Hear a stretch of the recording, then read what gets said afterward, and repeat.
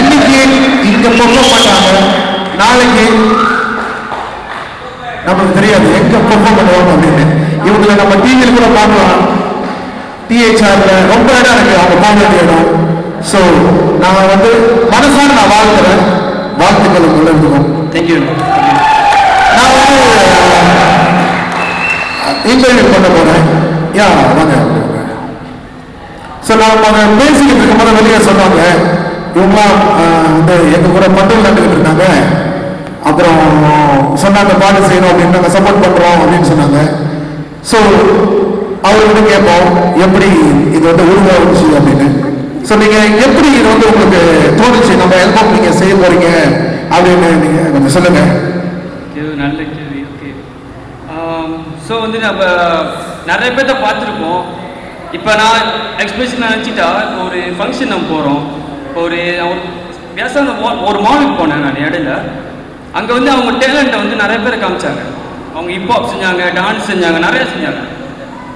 நானும் அண்ணன்ட்ட சொல்கிறேன், நானும் கலந்துக்க போகிறேன்றேன், விட மாட்டேறாரு. ஏன் என்னத்துக்கு, ஏன் அவங்களால ஏன் முடியுதுன்னா ஏன் நம்மளால முடியல? அதான் கேட்டேன். அவங்களால முடியும், நம்மளால முடியல. நம்மளால பார்க்க மட்டும்தான் முடியும், அதை இறங்கி செய்ய முடியாது. ஸோ அதான் நான் நினச்சேன், ரேப்பிங் மேக்ஸ் சீசனாக படித்தா கேட்குறீங்க, நாங்கள் படித்தா கேட்க மாட்டேறீங்க அப்படின்னு சொல்லிட்டு, ஸோ என்னால் முடிஞ்ச அளவுக்கு சொந்தமாக உட்காந்து பீட் எழுதி சொந்தமாக அது இப்போ இந்த நிலைமையில் இருக்கும். என்னை பொறுத்த வரைக்கும் எல்லா பாடலும் சொந்த பாடல, யார் பாடலும் இது பண்ணல அப்படின்னு நினச்சி தான். ஏன் அவங்களால முடியுது, நம்மளால முடியல அப்படி நினச்சி ஏறுறது. அந்த கேஷ் மணி ப்ரொடக்ஷன் இவங்கெல்லாம் எனக்கு உதவி செஞ்சாங்க. கேலோ பிரதர், ஷர்மிளா அவங்க ரொம்ப உதவி செஞ்சாங்க. ஸோ வந்து வரல, எனக்கு தான் ஒரு காரணம். அவங்களால முடியல, நம்மளால முடியல. கண்டிப்பா எல்லாரும் முடியும். ஒரு பாடத்தை நான் வந்து முதல்ல இருந்து பாடிக்கிட்டு இருந்தேன், நீங்க 3 பேரும் பாடிக்கிட்டு இருந்தீங்க, அவர் வந்து அப்படியே நின்றுக்கிட்டு இருந்தாரு. ஸோ அவரை பற்றி கொஞ்சம் சொல்லுங்க, யார் அவரு அப்படின்னு. ஸோ இவங்க தான் வந்து கேரளா வந்து நடக்கும்போது எங்களுக்கு ரொம்ப ஹெல்ப் பண்ணாங்க. ஸ்டூடியோலாம் கூட்டு போய் ரொம்ப ஹெல்ப் பண்ணாங்க. ஸோ வந்து நம்ம சின்ன ஒரு உதவி செஞ்சால் நம்ம வந்து அவங்க வந்து மறந்துடுறோம். ஸோ நான் என்ன பண்ணிட்டேன், சரி இவங்க சின்ன உதவி தான் செஞ்சாங்க, பரவாயில்ல நம்ம கூட வரட்டும் வந்து நான் 4 பேர்த்திட்ட ஒரு தெரிவிட்டு வந்துட்டு நான் இவங்களை கூப்பிட்டேன்.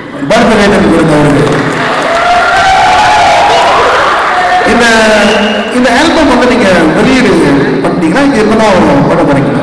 இல்லை, நாங்கள் கேரளா ஒரு வாட்டி செஞ்சுருக்கோம். பட் ஆனால் கேரளோடனா பட்ஜெட் கொஞ்சம் கூட்டம் வந்துச்சு. ஸோ யாரும் சீடி ரொம்ப வைக்க முடியல. ஸோ அதனால தான் நம்ம பேரா கையில் வாங்கின்னு சொல்லிட்டு தான் நாங்கள் இங்கே வந்து செஞ்சுருக்கோம், ஆல்பம் லான்ச் செஞ்சுருக்கோம்.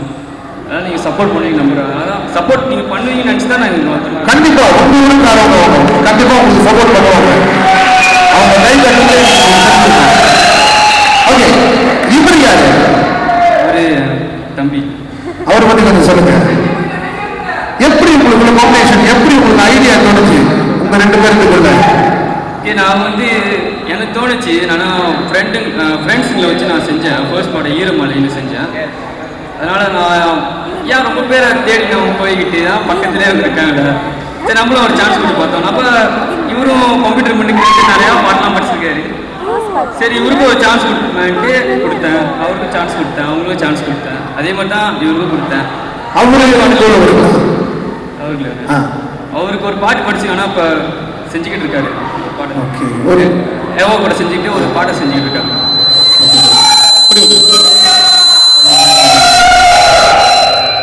ஓகே, அண்ணன் தம்பி காம்பினேஷன்ல வந்திருக்கு. சப்போர்ட் பண்ணிக்கலாம் அவங்களுக்கு.